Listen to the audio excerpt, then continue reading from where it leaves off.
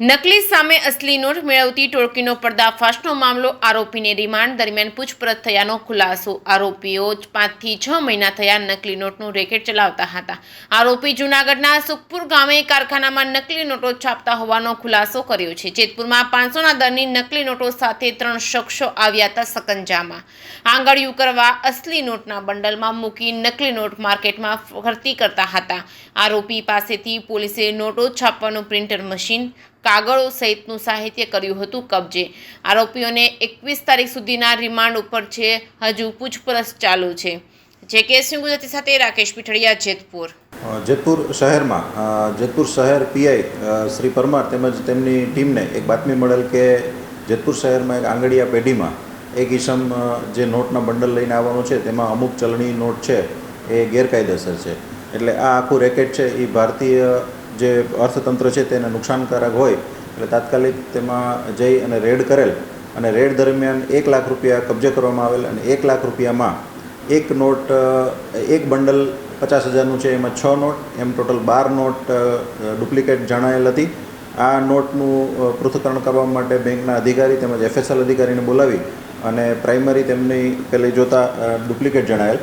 આ આખું રેકેટ છે એ જૂનાગઢનો ઈસમ છે પ્રજ્ઞેશ, તે ચલાવતો હતો અને તેમના વતી રવિ કરીને આરોપી છે એ અહીંયા નોટોનું જે બંડલ છે એ અહીંયા આંગળીયામાં આપી અને એનું રોકડમાં રૂપાંતર જૂનાગઢ ખાતે લઈ અને કરતો હતો। અને અન્ય એક આરોપી છે મિત કિરણભાઈ અંટાળા, એ પણ આની સાથે સંડોવાયેલાનું અત્યાર સુધીમાં માલુમ પડેલ છે।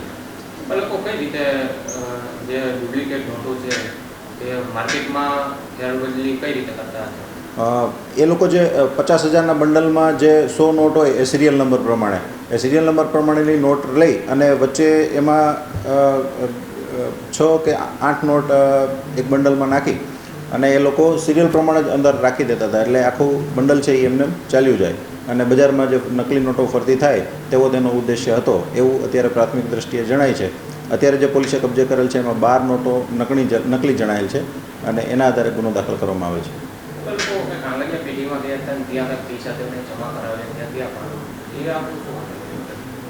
બાતમી એ રીતની જ હતી કે આંગળીયા પેઢીમાં એ લોકો આખી જે સિરિયલ નંબર પ્રમાણેની નોટ હોય એમાં વચ્ચે આ લોકો આ ડુપ્લિકેટ નોટ ઘુસાડી અને એમને રોકડમાં જૂનાગઢ ખાતે રૂપાંતર કરતા હતા।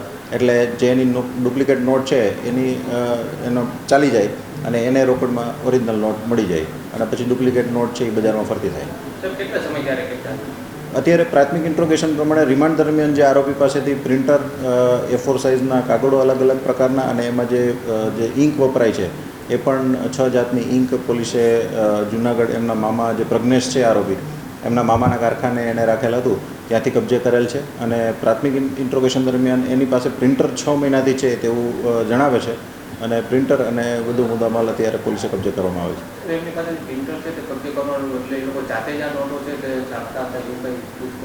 હા, અત્યારે જે હજી આરોપી છે એ 21 તારીખ સુધી રિમાન્ડ ઉપર છે અને એમની પ્રાથમિક પૂછપરછ ચાલુ છે। વધુ વિગત હજી તપાસાઈ રહી છે।